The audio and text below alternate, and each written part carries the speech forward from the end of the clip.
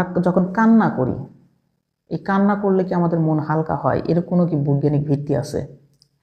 হ্যাঁ, গবেষণা এটি দেখাচ্ছে যে কান্নার সাথে আমাদের মনের বা আমাদের শরীরে হালকা হওয়ার একটা বিষয় সম্পৃক্ত বিজ্ঞানীরা খুঁজে পেয়েছেন। সেটি কেমন? এই যে কান্না করি কখন বা আমরা কষ্ট পেলে, আমরা যখন আঘাতপ্রাপ্ত হই, তখন আমাদের দেহে কিন্তু স্ট্রেস হরমোন নির্গত হয়। আর স্ট্রেস হরমোন নির্গত হওয়া মানেই কিন্তু আমাদের শরীরে একটা বিষণ্ণ ভাব চলে আসে, আমরা আহত বোধ করি বা আমরা আতঙ্কগ্রস্ত হয়ে থাকি। তো এই স্ট্রেস হরমোনটা যদি চোখের পানির সাথে যখন আমরা কান্না করি তখন যদি বের হয়ে যায়, তাহলে স্ট্রেস হরমোনের পরিমাণ কমে গেল। আর স্ট্রেস হরমোন কমে যাওয়ার ফলে আমাদের দেহ থেকে কিন্তু চাপমুক্ত হই আমরা সাধারণত, সেই জন্য একটু হালকা অনুভব করি। একই সাথে সেই সময় এন্ডোরফিন হরমোন নির্গত হওয়ার ফলে আমরা কিন্তু রিলিফ অনুভব করে থাকি।